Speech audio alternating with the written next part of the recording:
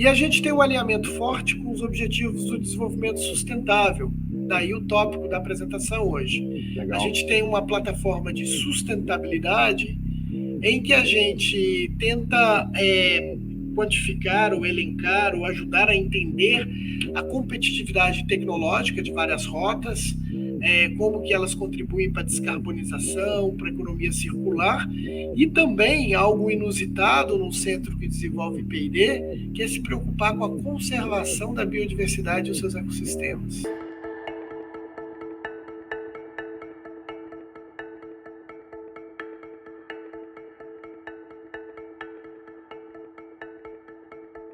Olá, sejam bem-vindos a mais um episódio do nosso podcast Missão Desenvolvimento. Eu sou Paulo Gala e tenho a honra e a alegria de receber hoje Eduardo Couto, um dos grandes conhecedores especialistas em biotecnologias no Brasil, um tema que a gente tem tratado muito aqui nos podcasts, né? Tem conversado bastante.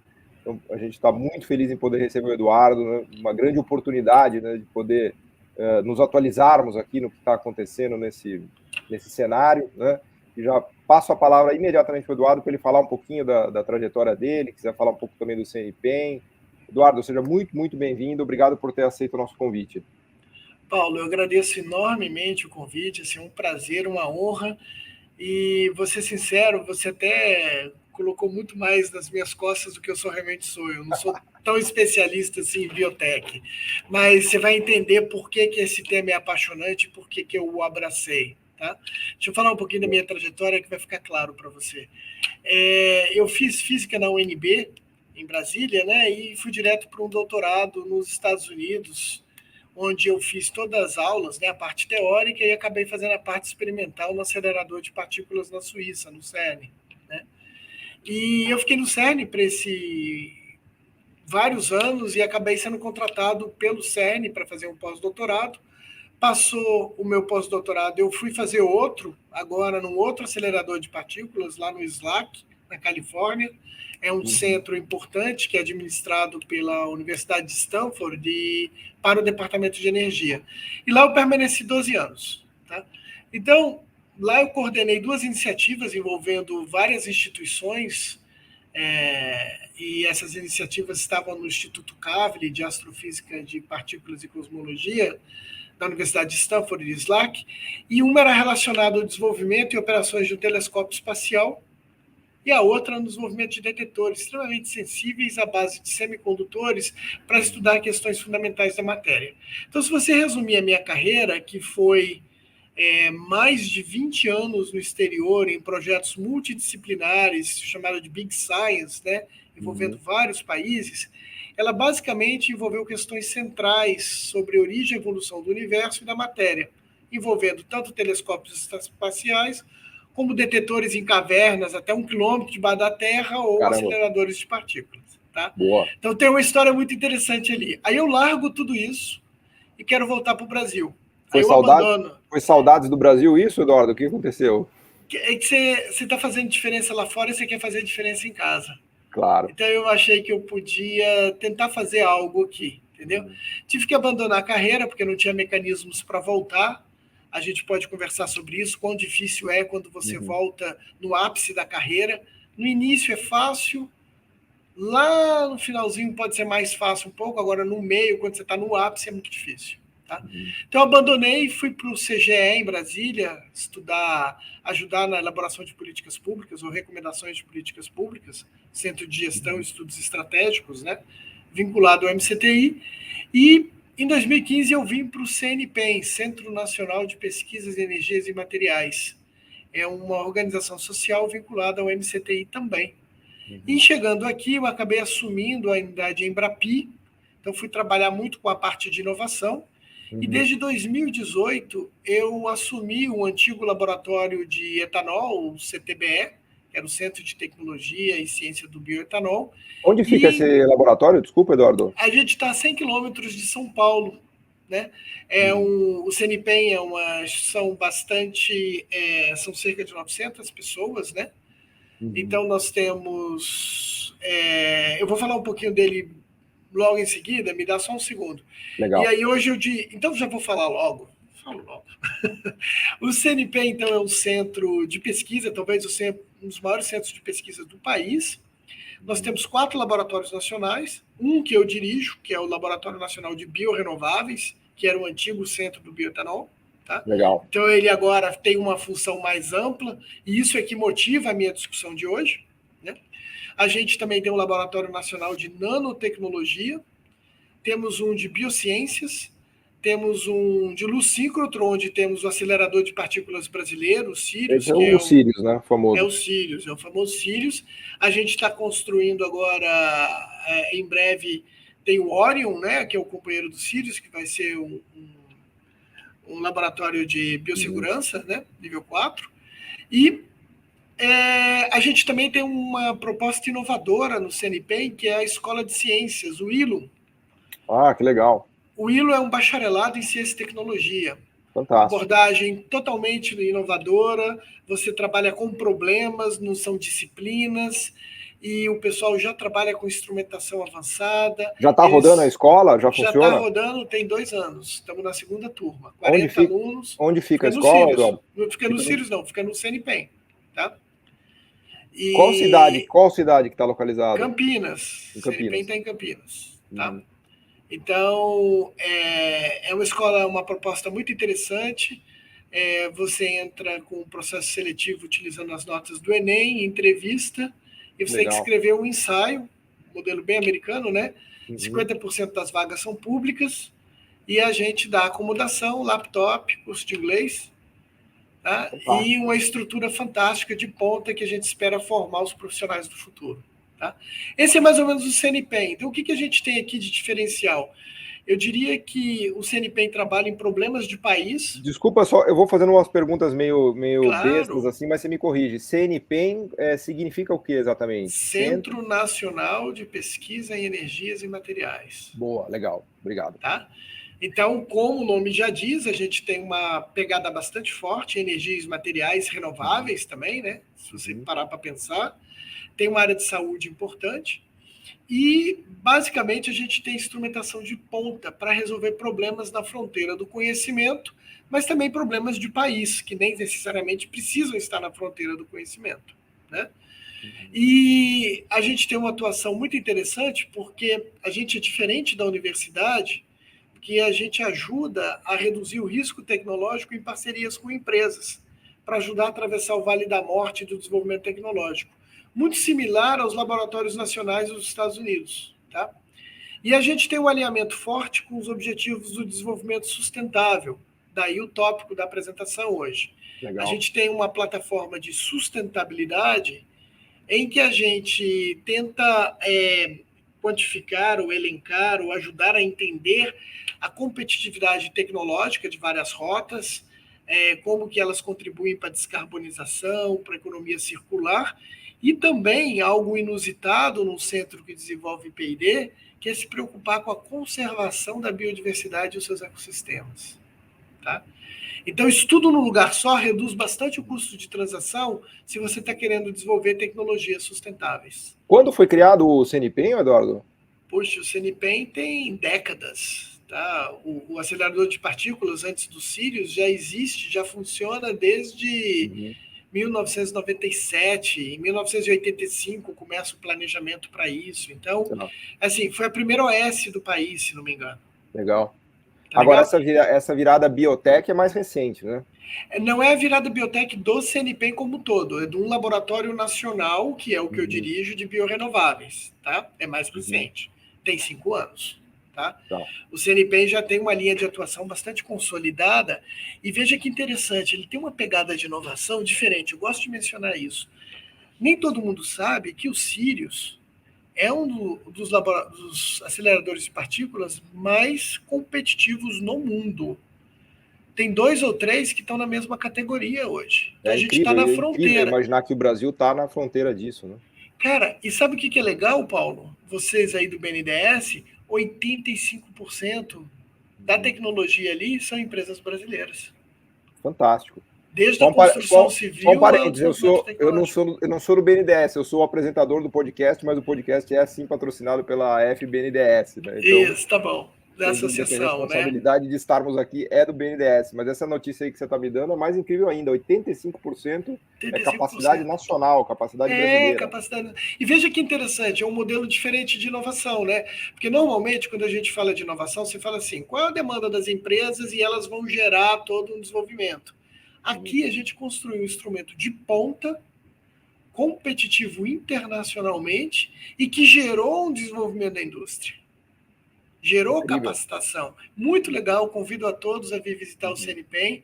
A gente abre uma vez por ano, entre junho e julho, durante um dia, a gente recebe 16 mil pessoas no campus. Várias atividades, Bom, mostra tudo. eu vou na próxima com certeza. Convite para 24. Vou ficar esperto já para não perder a próxima. Esperto, tá? Mas acho que isso é a introdução, entendeu? E aí eu queria entrar no tópico, o que você acha? Vamos embora, eu sou entusiasta do biotech, de biotecnologia, faz mais de um ano que eu só estou obcecado com essa ideia de que o biotech é o caminho da reindustrialização brasileira e talvez uma das avenidas de maior oportunidade para a gente conseguir retomar a busca do crescimento e do desenvolvimento. Então, vamos lá, começamos por onde você quiser começar. Isso é música para os meus ouvidos, porque talvez você seja a primeira pessoa que eu conversei nos últimos anos que teve essa visão tão clara assim, entendeu? Eu não sei se a base da tua visão é a mesma que eu vou apresentar aqui. Então, o que eu vou mostrar para vocês? A minha base é meio desespero, Eduardo, porque eu procurei em vários lugares e não achei nada. No biotech eu achei. Então, então ótimo. Tomara que a gente encontre as mesmas referências. Eu fiz um estudozinho, um benchmark internacional, não sofisticado, mas o suficiente para trazer alguns elementos para a discussão. E é isso que eu queria botar na mesa aqui. Tá? Então, ela perpassa o CNPEM, eu estou tentando trazê-la para um contexto de país. Tá? E eu queria começar com o que todo mundo conhece, que é o quê? A manufatura. Né? Manufatura, quando você pensa em competitividade industrial, quando você pensa em produtos de alto valor agregado, você está falando de manufatura. Né? E se você olhar o relatório das Nações Unidas para o Desenvolvimento Industrial, a organização que cuida disso, ele trabalha com a competitividade industrial em 3 dimensões importantes. Uma é a sua capacidade de produzir e exportar manufaturados. A segunda é a profundidade e a capacidade de atualização tecnológica. E a terceira, que é muito voltada para o impacto de país, é como o país e as suas manufaturas, né, o valor agregado da manufatura e as suas exportações colocam o país no cenário global. Então, se você consegue trabalhar com essas 3 dimensões, você consegue falar, então, de competitividade industrial. E aí dá uns números para você, para ficar legal. Legal. Esse relatório aponta que cerca de 60% do valor agregado da manufatura global está na mão de 5 países. E aí a gente pode adivinhar os quais são. É mais Alemanha, concentrado do que eu imaginava ainda. Né? Mais concentrado que a gente imaginava. Japão, Estados Unidos. Japão, Estados Unidos, Alemanha, tem mais 2. Quer chutar? A China, com certeza. China, com certeza. E o outro é Coreia, para facilitar. E a Coreia do Sul. A Coreia do Sul é fantástica, que com uma população de menos de 50 milhões de habitantes, ela chegou nesse grupo aí dos gigantes. Isso aí. Isso aí. Então, na mão desses 5, tá? Mas vamos fazer um outro exercício. E se a gente for fazer Pareto? 80%, tá? Tá na mão de quantos países? 30. E o Brasil não é um deles, tá? O Brasil estaria na posição 36. Tá no Tier 2, tá legal. Não tá tão ruim assim, tá? Mas tem um dado mais interessante desse relatório, é que cerca de 85% a 90% do comércio global está na mão desses 30 países. E aí é um problema. A gente quer estar no Tier 1. O Brasil está fora dessa festa aí, né? Está fora dessa festa. Então, a pergunta que a gente coloca aqui é, será que existe uma maneira da gente ocupar um espaço? Então, quando você vai lá nos relatórios da Unido e no material que eles têm, você percebe que a competitividade brasileira, né, o índice de desenvolvimento industrial, que é o indicador que eles têm, o Brasil está no número 42, Tier 2, né? E aí você pode olhar tanto o valor adicionado da nossa manufatura, como empregos, ou como a quantidade de produtos exportados, manufaturados, em todos eles, nas últimas décadas, sei lá, de 1990 para cá, a gente vem caindo. Não vou entrar nos números, a mensagem é, a gente está caindo. Tá? Que é uma maneira de dizer o quanto a gente vem sofrendo com a desindustrialização. Tá? E tem setores que são extremamente importantes no país, dentro dessa ótica, dessas métricas que eu te falei, que são o setor de químicos, combustíveis, alimentos e bebidas, metais, né? E é basicamente esse. Tá? E o que eu quero trazer a conversa hoje para a gente é principalmente no químicos, combustíveis e alimentos e bebidas. Talvez a gente possa trazer uma visão diferente da manufatura do futuro. E é isso que eu quero trazer aqui para a conversa. Tá? Vamos olhar os Estados Unidos, só para a gente entender o que está acontecendo no mundo. A do passado a gente já perdeu o bonde mesmo. Talvez no futuro a gente consiga pegar. Né? Veja bem, eu sou sempre um cara mais otimista. Eu acho que a gente perdeu o bonde em parte, porque se você olhar, a gente ainda tem uma intensidade tecnológica razoavelmente boa no Brasil. Uhum. Tá? Se você pega os relatórios da Unido, por exemplo, a gente tem a alta tecnologia da ordem de 36%, 35%. Uhum. Uma Alemanha está mais próximo dos 70%. Uhum. Da maneira que eu leio isso, é assim, olha, tem espaço para o Brasil crescer. Eu não vou na verdade, olhando na verdade, eu estou sendo injusto, porque o Brasil ainda, no mundo emergente, poucos países emergentes têm a posição brasileira. Exato. Então, eu prefiro olhar com esse olhar. Mas vamos trazer agora um ponto que eu quero trazer aqui, importante.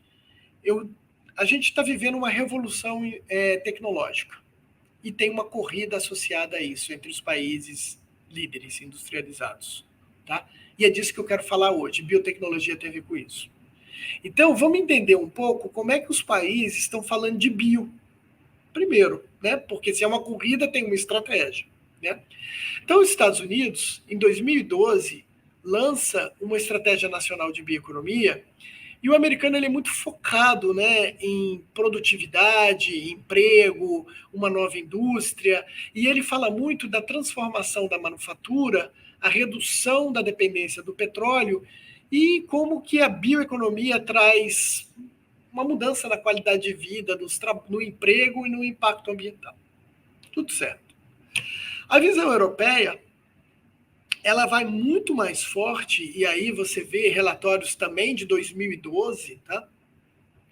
Em que a comunidade europeia fala numa mudança radical na produção, consumo, processamento, armazenamento, reciclagem e descarte de recursos biológicos. Ela dá o foco nisso. É óbvio que com isso ela carrega a bioeconomia e tem impactos em empregos, etc. e tal.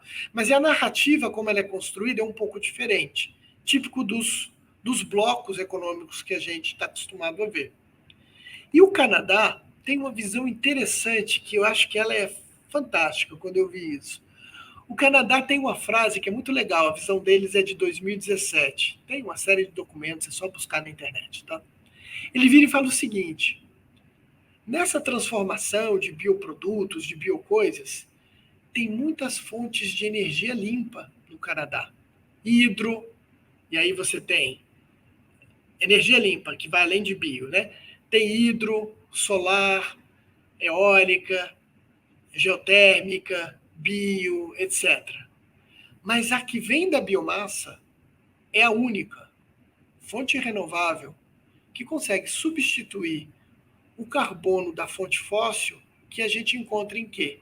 Químicos, plásticos e compostos. Você não faz isso com a sua... A biomassa talvez seja o grande trunfo brasileiro, né? Exatamente. Porque a eólica e solar não fazem isso. Elas têm um outro papel importante na diversificação da matriz energética. Mas aqui a gente tem uma pegada de descarbonização importante. E o Canadá traz isso muito claro na estratégia dele. Tá? Sabe que eu fiquei chocado, Eduardo? Eu descobri que a gente vai fazer o fertilizante mais verde do mundo em Cubatão. Interessante, né? Usando o biometano. Até hoje eu estou chocado com essa notícia. Você fala, nossa, fantástico, como é possível, né? Então, acho que é um exemplo simbólico disso, né? Fantástico. Então, eu dei uma olhada em algumas políticas de bioeconomia no mundo, e tem um outro relatório interessante da Alemanha, né? Em que a gente olha essas políticas de 42 países, e eu acho que você consegue, de acordo com alguns autores aqui, classificar em 3 tipos, né? Aqueles que olham para a eficiência da biomassa, da sua produção, da sua conversão, que é a maneira tradicional de se encarar um problema, biorefinarias e tal, né? Tem uma outra pegada, que eu acho que é uma pegada mais recente, que é trazer a biotecnologia para o centro da discussão, que é o que eu estou tentando fazer. E tem outra pegada que é ainda mais recente, que é trazer a ecologia para essa discussão. E eu acho que as 3 são muito importantes. Então, tem políticas nacionais que trabalham com as 3 vertentes diretamente, tem políticas que não são nacionais, mas são subnacionais, então são políticas de ministérios, de agências, de estados, e que complementam-se dentro de um país, tá? É mais o caso do Brasil. E o Brasil, o movimento que ele está fazendo é justamente de fazer essa articulação, essa transição verde, transição bio, principalmente nesse governo agora. Tá? Eu queria te perguntar, não sei se eu vou interromper demais seu raciocínio aqui, mas Não, assim, vai lá. Eu sou do tempo em que a gente falava de cana-de-açúcar, de pró-álcool. Hoje em dia se fala de biomassa, biorefinaria, até o álcool virou etanol, né? Então estamos nesse mundo aí do que você está descrevendo. Mas a pergunta que eu queria te fazer, Eduardo, era sobre exemplos práticos, assim, traduzindo tudo isso que a gente está falando em produtos e tecnologias práticas que a gente já desenvolve no Brasil ou que a gente tem capacidade de desenvolver, né? Deixa eu te dar uns números, te cortando, para ficar mais fácil para você ver que a tua pergunta é muito profunda e muito difícil de responder. Se eu te der uma resposta de alguns exemplos, vão ser exemplos muito pontuais e você não vai ter ideia de conjunto. Então eu quero te trazer... Boa, vamos lá. Eu vou dar uma ré aqui, tá bom? Vai lá. Faz a seguinte pergunta. Olha para o ambiente que você está agora. Todo mundo que está em casa ouvindo isso. Olha para a tua sala, onde você está ouvindo isso. A maioria das coisas que você está enxergando vem do petróleo. Revestimento para tinta, calça jeans tem aditivo do petróleo, batom que se usa às vezes tem aditivo do petróleo, alguns alimentos têm ácidos orgânicos que vêm de petróleo, combustíveis vêm do petróleo. Cara, se você somar tudo que está em combustíveis e químicos, 95% é oriundo do petróleo. E é fácil entender por quê. Porque a economia do petróleo ela existe há mais de uma década e meia. Eficiente, otimizada, indústria trilionária, responsável pelo crescimento, motor do crescimento industrial, haja visto a China. Né? Então, a pergunta que você está me fazendo é, desses 5% que restou, o que é que a gente faz? Eu estou preocupado não é com esses 5%, eu quero saber como é que eu vou fazer para fazer os 90%. Essa é a nossa discussão de hoje. Se em tese dá para fazer os 90, eu estou feliz já. Se você me responder essa que é a ideia. Em tese dá para fazer tudo. Essa que é a tese, essa é a premissa. Bastante ambiciosa. Mas a gente tem que trabalhar com premissas ambiciosas porque o Brasil tem anseios ou tem condições de se posicionar globalmente. Por quê? E aí fica fácil entender. Nós somos um dos maiores produtores de petróleo do mundo. Nós somos um dos maiores produtores de biomassa do mundo, de matéria-prima renovável, vamos botar dessa maneira, que é essencial para essa transição. E essa matéria-prima tem que ser utilizada de maneira responsável, preservando os recursos naturais. Então, para mim, agora, o que eu trago de novo no discurso é que eu não quero que a matéria-prima seja renovável apenas. Ela tem que ser sustentável. Tá? E aí, a gente tem a maior biodiversidade do planeta. Cara, então a gente pode usar conversões biológicas, biotecnologia. Todas essas coisas juntas traz uma vantagem não só comparativa, mas se a gente tiver profundidade de pesquisa e desenvolvimento, uma vantagem competitiva para o país. E como é que a gente pode explorar isso? Esse é o tema central da nossa conversa de hoje. Tá claro o pano de fundo? Claríssimo. Né? muito claro, fico feliz de ouvir isso de você, porque eu tenho dito isso de outra maneira, só que da ótica econômica, né? Porque Exato. eu tenho visto essa grande vantagem comparativa brasileira na bioeconomia, né? Isso. Então, Então, falando deixa isso, eu trazer uns dados aqui de um relatório de uma grande consultoria, já que você falou em economia, tá? Existe uma expectativa que essa biorevolução, né, ou essas áreas de bioinovação vão injetar diretamente na economia global entre 2030 e 2040 de 2 a 4 trilhões de dólares, com um impacto lá na frente na cadeia e com efeitos secundários bastante importantes. Essa consultoria estima que cerca de 60% dos inputs físicos utilizados na economia virão de meios biológicos. E 30% do investimento do P&D privado vai estar com indústrias relacionadas à biologia. Então, assim, nós estamos falando de uma grande transformação. E a pergunta é, estamos preparados? Tá? Então, mas isso não pode ser olhado fora do contexto. Deixa eu trazer o que é o contexto. A própria Unido, que eu já me referi aqui, ela traz o contexto de manufatura avançada um pouquinho mais além do que a gente normalmente discute nos fóruns aqui no Brasil. Ela traz a manufatura avançada dentro do contexto de convergência tecnológica, e foi por isso que eu trouxe a manufatura no início do meu discurso. Podemos falar de manufatura verde, Eduardo? Existe esse termo? Ou manufatura bio? Qual é o... Tem, biomanufatura. Segura esse pensamento aí, porque os Estados Unidos estão pegando forte nisso. Eu vou chegar na biomanufatura. Mas agora eu estou falando de manufatura avançada, é mais abrangente. Tá? O que seria isso? É uma convergência tecnológica em que você traz para a mesa tecnologias digitais, e aí que está no nosso imaginário é sempre isso. A gente traz nanotecnologia, a gente traz materiais avançados e traz biotecnologia. E esses quatro juntos, você não vê com frequência esse discurso. Tá? Aí você pega o relatório das Nações Unidas e vai ler, a palavra biotecnologia aparece 2 vezes num relatório de 2017, 2018, que tem 140 páginas. Significa que isso está tudo muito incipiente, a gente está começando a construir essa história. Nós estamos falando de grandes mudanças, 10 anos é sempre muito recente, né? Estou falando de 6, 7 anos, né? Muito recente. Tá? Então a gente tem uma oportunidade, talvez a gente não tenha perdido o bonde, esse é o ponto que eu quero dizer. Tá?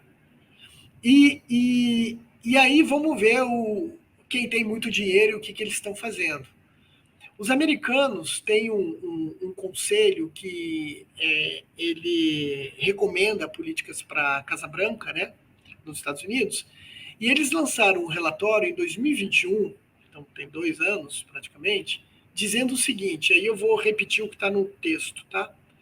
Eles dizem que para 2040, as inovações biotecnológicas provavelmente vão viabilizar com que a sociedade reduza doenças, a gente sabe os do Covid, fome, olha nós como país agrícola, e dependência de petroquímicos. Olha que interessante. Ele nem vai muito na descarbonização, ele vai cirurgicamente na dependência de petroquímicos. Eu quero falar um pouco mais sobre isso depois, tá? E ele essencialmente diz que isso vai transformar como a gente interage uns com os outros. Tá? Só que uma grande transformação vai implicar numa mudança nas habilidades da sociedade, das profissões, da mão de obra, dos profissionais. E um ex-diretor das Nações Unidas, ele deixa isso bastante claro. Ele fala o seguinte, nessa transformação, se a gente não acelerar o nosso desenvolvimento de capacitação, vai aumentar essa assimetria existente entre países industrializados e pouco industrializados. Então, nós não apenas queremos fazer o desenvolvimento tecnológico, mas se não fizermos uma capacitação, a gente vai, de fato, ter uma desigualdade ainda maior do que já existe. Então, é um problema que, para ser resolvido, vai levar décadas, e eu acho que está na hora da gente começar a trabalhar esse discurso. Está claro o pano de fundo? Claríssimo, eu tô agoniado, porque a gente já está em 30 minutos de conversa e eu tenho milhares de questões aqui que eu queria fazer. Então vai fazendo. Eu Vai não queria, fazendo e eu me adapto. eu não queria perder o fio da meada, né? Não queria perder o fio da meada, mas eu queria voltar na coisa dos exemplos, Eduardo. Então eu vou te dar os também. exemplos. Eu queria usar nosso espaço para falar um pouquinho das iniciativas aí do CNPq que você acha que faz sentido. Que são relevantes. Que são relevantes, assim, para... Então vamos pegar os exemplos aqui. Então deixa eu fazer o seguinte, deixa eu só dar mais um dado para você e eu vou para os exemplos. Tá? Fechado. Tem um dado que vem da OCDE. É um relatório de 2009. Tá? A expectativa deles para 2030 é que as aplicações na saúde, na agricultura e na indústria, a base de biotecnologia, sejam mais ou menos comparáveis. Um terço. Hoje a gente sabe que saúde domina. Então a pergunta que eu deixo, e a gente vai refletir sobre isso depois, é se essa transição está acontecendo e o que pode ser feito para que essa transição aconteça, se ela de fato foi importante. Tá? Então vamos nos exemplos. Tá? O que você pode fazer com isso? O Brasil é líder em biocombustíveis. O etanol usa biotecnologia. A levedura que fermenta os açúcares que a gente extrai da cana-de-açúcar ou do milho, né, são utilizados para a gente produzir etanol. Né? As leveduras que fazem a fermentação. Inclusive de segunda geração, né? A gente faz já do próprio bagaço também de novo, né? Uma segunda... Exatamente. Agora você foi no cerne da questão. Já chupou cana? Pô, garapa, né? É garapa. Né? Isso. Pastel, mas quando você chupa pastel com cana-de-açúcar, né? Quando você espreme a cana, sai o caldo. O caldo você ou bebe com pastel ou você fermenta para fazer o etanol que está no posto. É doce. Certo? Nossa, ficou até arrepiado de lembrar de tão doce que é isso daí. Acho que nunca bebi nada mais doce na minha vida, pelo amor de Deus. E aí, quando você termina de chupar a cana, o que você faz? Jogava fora o tal do bagaço, né? Não é verdade. Não é verdade. Nem isso é verdade. Ah, não, ele põe de volta na máquina, ele vai tirando. Não, né? Você não faz nada disso. Você tá lá, chupando o bagaço, pedindo teu caldo, chupando a cana, você não joga fora, cara. O que você faz é o seguinte: no finalzinho, você tá chupando a cana, você faz assim, ó. Você tenta extrair o último açúcar do bagaço. E aqui tá o pulo tecnológico. Porque é muito difícil extrair esse açúcar. Porque você já espremeu tudo e botou no caldo. Para extrair esse açúcar, a gente vai precisar de enzimas. Deixa eu te fazer uma pergunta. Você sabe que quantos % das enzimas industriais como essa, ou outras enzimas usadas na indústria de transformação brasileira, são produzidas fora do Brasil e a gente tem que importar para a nossa economia? Tem a noção de quantos %? Eu gostaria que isso fosse brasileiro, né? Mas não tenho ideia. Não tem ideia. Na ordem de 90%, o último estudo que eu vi. Caramba, a gente precisa importar tudo isso. E tudo isso. Então, se a gente está numa corrida tecnológica e está num processo de biotecnologia, a gente vai ter que conviver com a importação. Obrigação de dominar essas enzimas. Tá? Né? Provavelmente, o etanol segunda geração trabalha com enzimas importadas. Eu não posso dizer, eu não sei dizer porque eu não sou empresa, eu sou um centro de pesquisa. Entendeu? E aí é uma pergunta que você tem que fazer para as empresas. Tá? Mas provavelmente é verdade, porque isso está na mão de algumas empresas no mundo. Então, você pergunta, o que a gente pode fazer no Brasil? Aí eu falo não só do CNPq, mas de outras instituições no Brasil. Tá? A gente está começando a desenvolver enzimas brasileiras. Aqui no CNPq, a gente conseguiu desenvolver até escala piloto, 300 litros, semi-industrial, TRE de 5, né? Enzimas que são comercialmente competitivas, utilizando biomassa, matéria-prima renovável e sustentável, tá? E olhando os impactos de emissões, e agora a gente está olhando impactos da biodiversidade, umas variedades de coisas. O que a gente faz como centro de pesquisa não vai afetar as empresas diretamente, porque eu não compito com empresas. O meu output mais importante é o conhecimento e a formação de pessoas. Claro. Né? Mas eu consigo trazer a tecnologia até uma escala semi-industrial para que mais rapidamente chegue à indústria. Se eu conseguir demonstrar que essa tecnologia é competitiva, comercialmente falando, eu tenho um exemplo para as indústrias olharem e falarem, vem cá, eu acho que eu confio nesse pessoal. Vamos tentar fazer algo com eles? E se isso for bom, eu posso, através de parcerias ou de colocar as instalações do CNPEM à disposição da comunidade acadêmica brasileira, dar uma possibilidade para que outros também atinjam o mesmo patamar, ou que eles me ajudem a atingir patamar mais elevado em competências que eu não tenho. E aí a gente começa a trabalhar esse ecossistema. Percebe como a gente quer trabalhar isso? Claro. Mas Isso imagino que você já tem empresas aí no ecossistema do CNPq, tem várias, né? empresas, tem várias empresas, inclusive multinacionais. Mas onde que a gente precisa trabalhar? Toda a estratégia de biotecnologia no mundo se beneficia muito de pequenas e médias empresas. Então, recentemente, nós lançamos um programa de startup chamado PACE, P-A-C-E, vai nas páginas do CNPq e dá uma olhada, para Deep Techs. Porque a gente precisa dessas Deep Techs, porque se a gente conseguir reduzir a barreira de entrada para as empresas brasileiras com esse avanço em tecnologia, isso pode ajudar a fomentar o ecossistema e criar uma cadeia de fornecedores internos e assim por diante. Tá? Mas está claro onde eu estou querendo ir? Claro.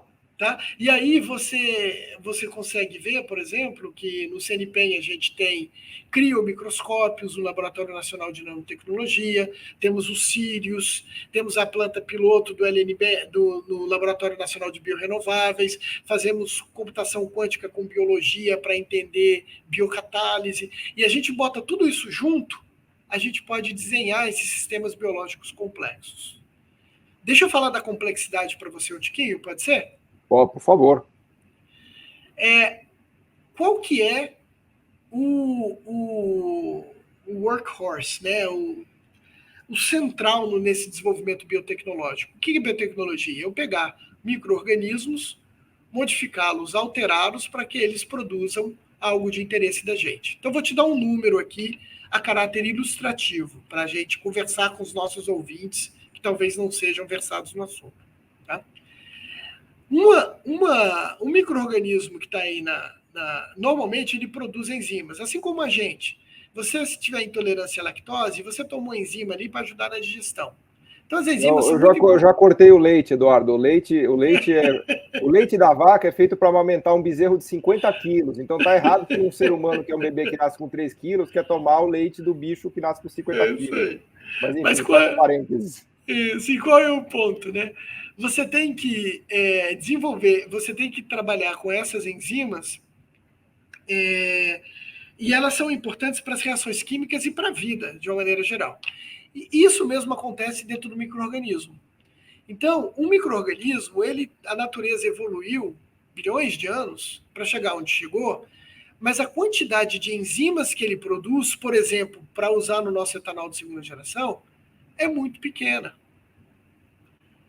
A atividade dele talvez não seja a melhor atividade para isso.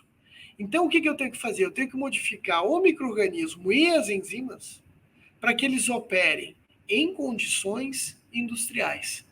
E demonstrar numa escala semi-industrial, que é o que a gente tenta fazer aqui, que esse troço funciona, que não é só um exercício de bancada de laboratório.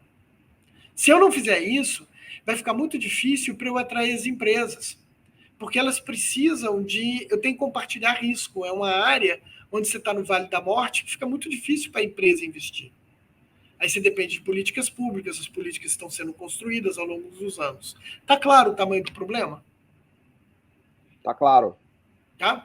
Então, o que a gente está tentando fazer aqui no CNPq é justamente construir isso. Pô, que história bonita, Eduardo. E como é que está acontecendo lá fora? Vou te dar um número para você ver. Em 2020, o Departamento de Defesa americano botou 90 milhões de dólares numa iniciativa envolvendo mais ou menos uns 40 parceiros, desde empresas, a universidades, a non-profits, a venture capitalists.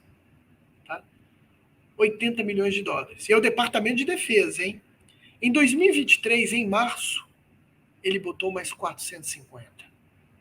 E agora eles já são 200 parceiros. Dinheiro grande que está chegando. Tá? Percebeu a competição que está rolando? Dá para competir par e passo com outros países? A gente tem que ser bastante cirúrgico. em quê? Encontrar nichos, mas a gente tem uma vantagem espetacular na parte da matéria-prima. A matéria-prima não dá para exportar, meu amigo, ela é perecível. Então vai ter que fazer aqui. Eles podem ter toda a tecnologia, Você está mas eles falando vão ter... de biomassa daí, da cana, essas coisas. Não, isso é uma grande Exatamente. vantagem para a gente, né? Porque podemos Então, escapar da maldição das commodities nessa questão de ser perecível, né? exceto se o modelo for a tecnologia desenvolvida fora do país, você bota a unidade industrial no país e você faz toda a produção aqui e divide os custos, sei lá, os benefícios de uma certa maneira. Melhor seria que a gente conseguisse desenvolver tecnologias brasileiras aqui, já que a gente tem a matéria-prima, entendeu? E não é um discurso ingênuo, não. Eu acho que a gente precisa das multinacionais, porque isso é uma questão é uma competição saudável. Nós precisamos desenvolver tecnologias em conjunto com outros países, porque lembra do número que eu te dei? A maioria do que a gente faz hoje é 90% a 95% de matéria-prima fóssil. O trabalho é hercúleo. Essa discussão já está acontecendo há 5 décadas. Tá? E é muito importante também a gente não demonizar ninguém. Veja bem, o setor de óleo e gás no Brasil é essencial. Olha a quantidade de empregos que ele gera, olha a quantidade de receita que ele gera. Claro, e divisas, né? Dólares que traz para o país também, né? Investimento em P&D. Então, o Brasil está com a faca e o queijo na mão, porque toda transição significa que você vai ter convivência de várias estratégias. Então, a gente vai ter setor de óleo e gás convivendo com as biorefinarias e, quem sabe, também convivendo com nichos biotecnológicos que a gente está propondo aqui. Eduardo, quando a gente fala de biomassa, né? Onde que está essa grande vantagem brasileira? Além da cana-de-açúcar, quais são os outros produtos? Cana, eucalipto, milho, soja e assim por diante. Óleo vegetal, oleaginosas. Porque isso a gente também tem concorrentes no mundo. Tem, por exemplo, os Estados Unidos Tem, também produz isso, né? mas podemos nadar de braçada se a gente quiser. Tá Porque a bom? nossa vantagem de competitiva aqui é muito grande em relação ao custo de produção. Vantagem comparativa, né? Que é o que o país tem fácil, né? A competitiva é você trazer o P&D e agregar valor nisso aí. Certo? Então, é isso que a gente está propondo, que precisa ser feito. E não é uma instituição, pelo amor de Deus, isso aqui é um discurso que é do tamanho do país, entende? Não, na verdade, o Eduardo, eu acho que o próprio governo está colocando o BNDES para pensar com essa cabeça, o NCTI para Exatamente. pensar com essa cabeça. Eu acho que pela primeira vez eu tenho Exatamente. visto no país uma conjunção assim realmente favorável de pensar essa questão do biotech como caminho para o Brasil. Né? A última vez que... Porque a gente tem que dividir as coisas, né? A gente tem sustentabilidade, que é um negócio bem amplo, ela tem aspectos econômicos, ambientais e sociais. A gente tem a bioeconomia, que é um recorte, e a gente tem a biotecnologia, que é um recorte ainda menor. E essa clareza precisa ser... É importante que ela seja feita, porque senão quando você vai ler documentos, vai conversar com as pessoas, mistura muito o papel das coisas. Tá? Eu estou tentando fazer um zoom. Mas eu vou puxar aquela pergunta que você me fez no início da nossa conversa. Lembra que você falou de biomanufatura? Tá? Os Estados Unidos lançaram agora, em 2023, eu vou falar o nome do documento em inglês, porque aí se vai buscar na internet, é fácil. Chama-se Bold Goals for US Biotechnology and Biomanufacturing, da Casa Branca. Tá? Então, são metas ambiciosas, né, ou objetivos ambiciosos, para ser mais preciso, né, em biotecnologia e biomanufatura. E aí, o que eles fazem? Eles reúnem, cara, várias agências do governo americano, equivalente aos nossos ministérios, e elencam quais são os grandes desafios em mudanças climáticas, na agricultura, nas fontes de supply chain, né, que é cadeias de suprimento, na área de saúde e, que é algo que o CNPq faz muito e outras instituições de pesquisa, que é os cross-cutting issues, né? Quais são aquelas questões de fronteira tecnológica, científica e tecnológica que são necessárias ser desenvolvidas para viabilizar isso. E eles estão se movimentando nessa direção. Aqueles 5 países que eu falei para você no início também estão com estratégias nessa direção. E eu percebo que o Brasil também está se movimentando. Tá? Então isso aqui é muito mais para a gente acordar e falar, opa, vamos ver agora onde que cada um de nós nos encaixamos. Boa. Boa? Fantástico.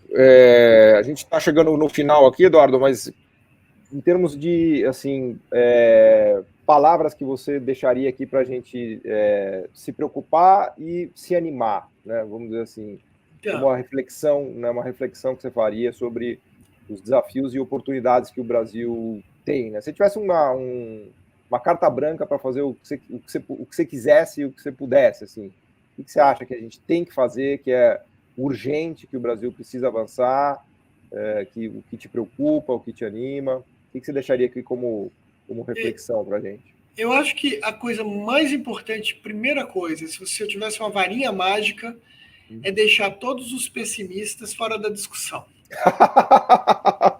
Esse é o primeiro passo. Show pessimistas. Tá? Show pessimistas. Eu não estou falando de você não ter contraditório, você tem que ter contrapontos, tudo isso, mas não pessimista. Eu quero uma análise crítica para a gente discutir. Tá?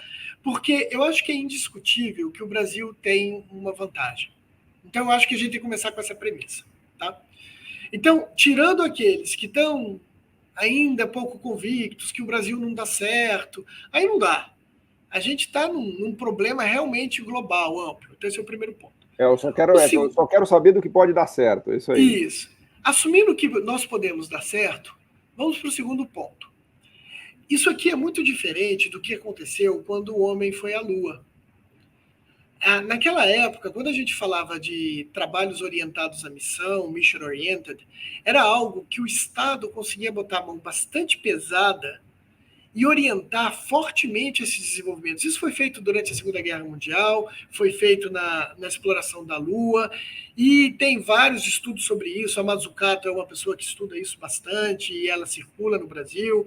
Então, olhando para esse problema agora, ele é um problema que é mission-oriented, né, orientado à missão, mas tem uma característica muito importante. Depende do engajamento da sociedade. Por quê? Nós estamos falando de questões que envolvem sustentabilidade.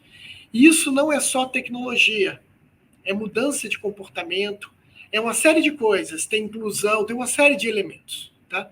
Então, entender isso. Uma vez que a gente entende isso, você vai ver que o problema central vai ser governança. Como que a gente bota todos os atores, e são milhares, exagerei, são vários, que são tomadores de decisão na mesa. São milhares mesmo, você colocar empresa, sociedade, tudo é milhar mesmo. Mas num nível mais alto, você não pode fazer uma discussão com milhares de pessoas que demora, entendeu? Uhum. Até pode, mas demora. Claro. Tá? Então você tem que reduzir isso, ser um pouco reducionista, encontrar os atores principais e fazer essa governança e construir uma estratégia. Eu acho que isso está sendo feito. Tá? Uhum. Então, isso é a minha preocupação central hoje. Porque, e é engraçado, não sou eu que falo só isso. Por exemplo, o MIT, ele criou o chamado índice do Green Future Index, né? O índice de estratégias futuras, tá? E ele tem 5 áreas que ele bota lá nesse índice. Uma área é emissão de carbono, a outra é transição energética, a outra é uma sociedade mais verde, a outra é inovação limpa e a outra é políticas de clima. E grande parte do peso no índice vem de políticas. O Brasil está lá? Já tem classificação? O Brasil está lá, está em 34º. Tá? Podia estar entre os 10 primeiros, né? Entre os 10 primeiros. Agora, esses nossos amiguinhos aqui que eu falei, da manufatura, subiram várias posições nos últimos anos, porque eles não eram verdes e estão se posicionando tais quais. Então, a gente vê essa ascensão deles. Tá? Então, por exemplo, a gente pode pegar... o Reino Unido subiu de 21 para 22, acho que 10 posições. Caramba! É muita coisa. A Coreia subiu 20 posições. Tá? E assim por diante. Tá? Os Estados Unidos ainda está lá embaixo. Os Estados Unidos está com o Brasil, no segundo grupo ali. É mesmo? Não, está no terceiro grupo. Tá? Porque o Brasil, os Estados Unidos emite muito gás de efeito estufa também, a gente não pode esquecer isso, entendeu? Verdade. A potência China e Estados Unidos são os dois grandes emissores. Isso. Então, perceba que a gente está jogando no outro patamar. Então, eu diria que entender onde nós estamos, ter uma boa governança e apostar que ciência e tecnologia é investimento, sem preconceito. Não são só nos grandes centros, porque tem gente brilhante em todos os lugares do Brasil, inclusive em centros menores, em universidades menores. Tem pesquisa de alto nível em certas empresas, não são... existe preconceito que empresa não faz pesquisa boa. A gente tem um parceiro multinacional que é um grande prazer fazer pesquisa com eles. Eles são muito bons, a troca é excelente. Tá cheio de cientista dentro de empresa também, claro. Também. Então, eu diria que são essas as duas preocupações e a alegria. Eu acho que a grande alegria é o seguinte, a gente já é líder em biocombustíveis. Eu acho que a gente vai continuar liderando o etanol de segunda geração. Eu acho que o combustível de aviação ou de longa distância abre um potencial enorme para a nossa biomassa e para a nossa biocoisas, se você quiser. Tá?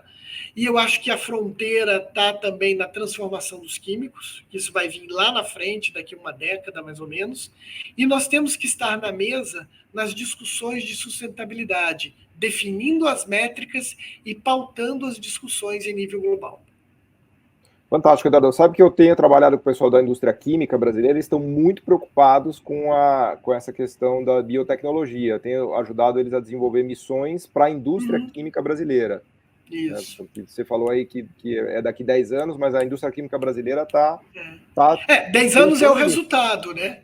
Claro. Para começar a fazer agora, para o resultado aparecer daqui 10 anos. Isso, exatamente. Senão não aparece. O exemplo que eu citava do fertilizante verde, tem o eteno verde também, que é a base de plástico verde, que já estão fazendo com biometano, né? Isso. Tem ótimas notícias aí.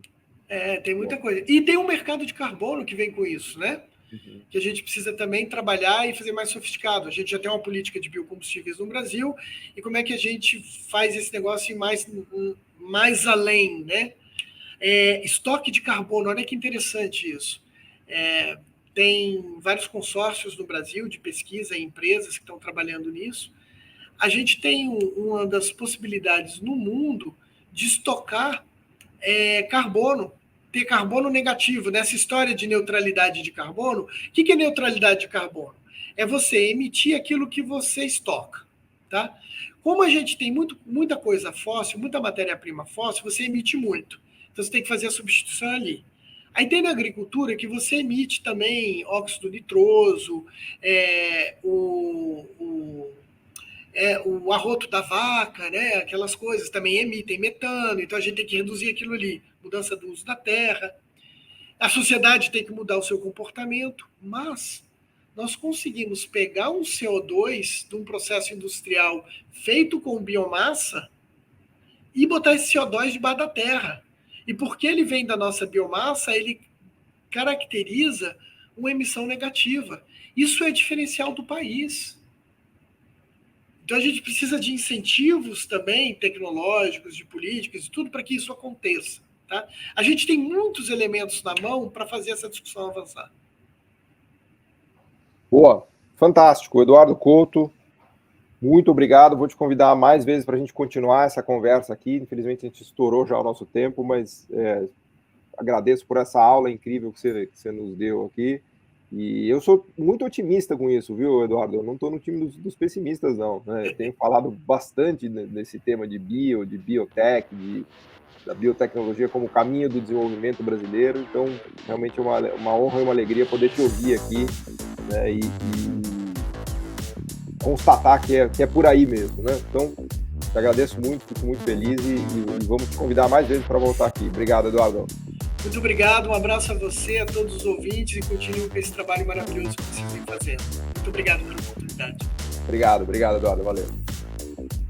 O podcast Missão Desenvolvimento é uma realização da AFB-NDS, Associação de Funcionários do BNDES, e vai ao ar semanalmente em todas as plataformas digitais. O programa tem direção de Felipe Peçanha, produção de Tatiana Gurgel e edição de Pedro Rocha. Para saber mais, acesse nosso site www.missãodesenvolvimento.com. Você também pode assistir a outros episódios já gravados nos canais do Missão Desenvolvimento e da AFB-NDS nas redes sociais. Até a próxima!